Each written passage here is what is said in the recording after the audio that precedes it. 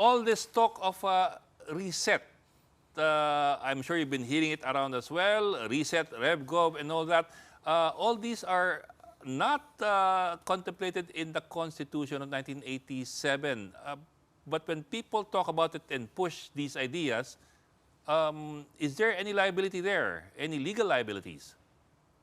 Well, if they just keep on talking without acting under talk, I don't see any legal liability. But you're correct. Reset, caretaker government, military, civilian junta has no place in the Constitution. As a matter of fact, if they act on that, it could be criminal in nature. There's a special law that punishes coup d'etat, because that's what they're about, coup d'etat, or the revised penal code punishes rebellion or insurrection. As well, sir, sedition. You know, I forget what article it is in the revised penal code on sedition and inciting to sedition, which has been very generously used against all other groups from the left. But now apparently it's not so much used on groups from the right. So where do you draw the line? Where is the line drawn? When is it inciting to sedition, and when is it free speech? For example, sir, some people call for the resignations of officials, which I suppose is free speech. But when does it cross the line into something like inciting to sedition? It becomes inciting to sedition if you call for agencies of government or for the people to rise up tumultuously. Using illegal means of violence. So that's the big difference. Itong resign, you leave it, the panawagan for resignation is part of free speech. And you leave it to the public concern whether or not he will follow your advice or your request or your demand.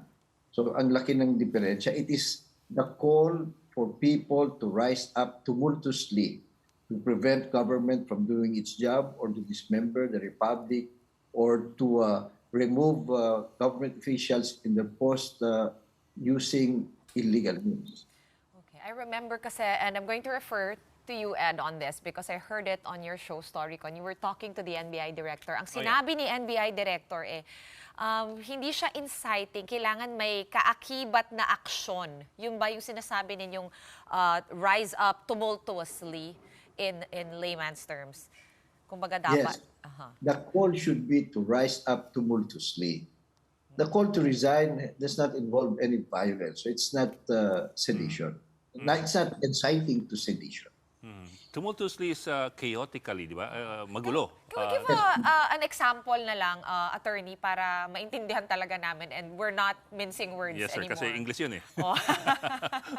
Well, for example, if the speech is for calling on the armed forces to stage a violent overthrow of government or to a mob and say, lusubin natin ang Malacanang, sunugin natin yan hanggat hindi mapatalsik yung mga nakatira diyan. Yan, mga ganyan, inciting to sedition. O kaya, pigilan natin ang gobyerno, sabotahin natin ang gobyerno.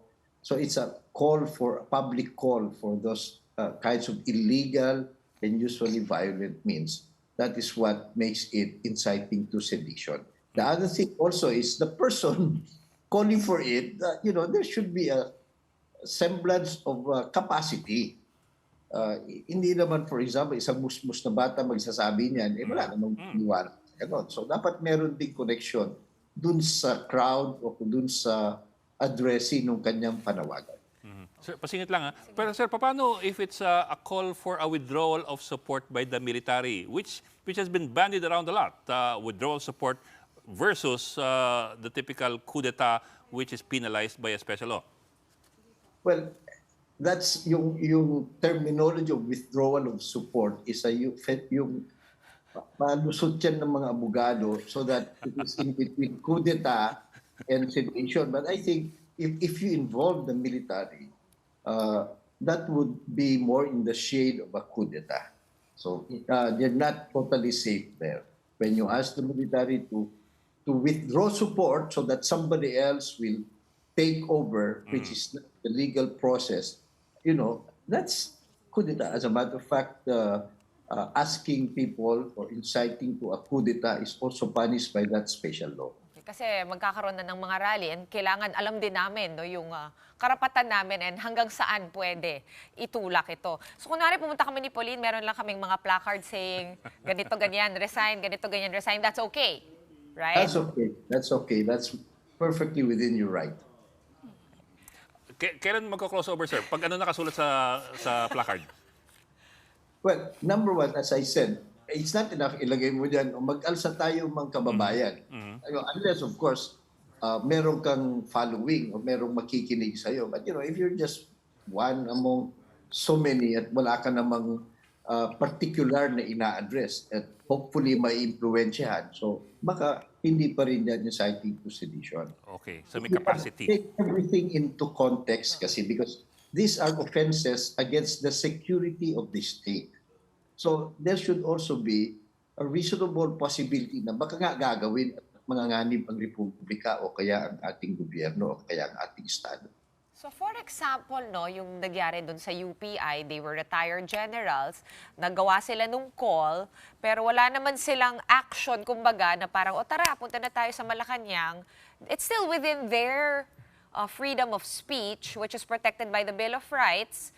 Even though in their capacity as retired generals, I suppose they, of course, mas may influence, mas may weight compared to kaming dalawa here, kaming tatlo here.